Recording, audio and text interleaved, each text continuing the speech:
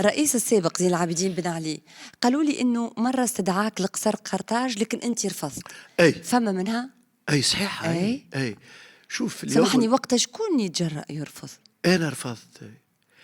شو جينا وعليش انا الاستدعاء ما خديتش كان؟ حق، اسمع، انا ما خديتش حظي راهو اعلاميا، راهو انا مظلوم اعلاميا، خاطر جيهان اللي عملته انا او اللي صار عليا راهو برشا حاجات كبيره برشا، راهو سواء مع بن علي سواء مع سي محمد الغنوشي رئيس الحكومه في حكومه بن علي، سواء مع برشا شخصيات سياسيه وبرشا وزراء. وبرشا وزراء.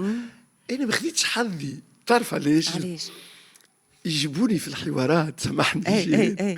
باش نحكي على نجلة وباش نحكي يا ماما يا ماما، ولكن نقول له ساعات تيجي خرج مني، راهو عندي برشا حكايات. انت برافو اللي قاعده تخرج في برشا حاجات، اللي عملت ريشيرش انت ويعطيك الصحه، اما غير في التلفزيون ديما ياخذوني على اساس حاجات بسيطه. على كل مش هذا، فتحت قوس فقط. دونك بن علي وقتها في اليوم الوطني للثقافه باش يتم تكريمي، وانا رئيس قسم الثقافه في جريده المصور، وكنت لامع وكنت قلم معناتها خطير كما يقولوا، كما السؤال الخطير. فعبد الباقي الهرماسي الوزير الله يرحمه حضرت في ندوه صحفيه معاه، الصحفيين الكل شادين ستيلوات ويكتبوا، وانا عامل هكا، وانا عندي استماع وكهوى. هو يقدم ويحكي في الندوه الصحفيه.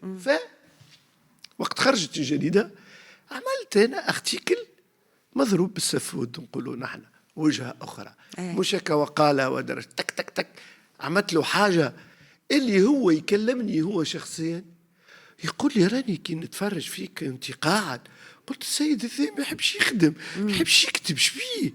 قال لي فإذا بي أتفاجأ، أحسن مقال خرج في جريدة هو مقالك أنت. ومرت الامور هذيك.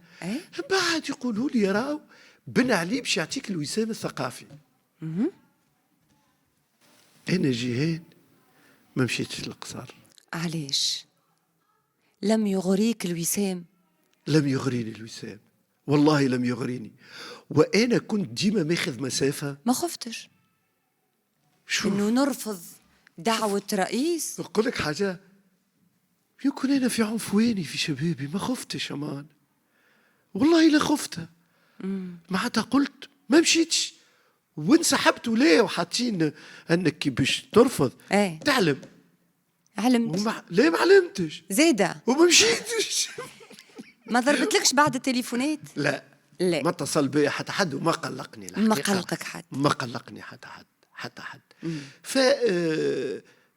أنا دائما نقول الصحافي والسلطة يلزم فما مسافة. مسافة احترام زيد، احترام، انت تحترم السلطة اللي موجودة والسلطة تحترم القلم متاعك. دونك خليني بعيد، ديما نقول خليني لا أدخل في العالم هذاك وفي المتاهة هذيك.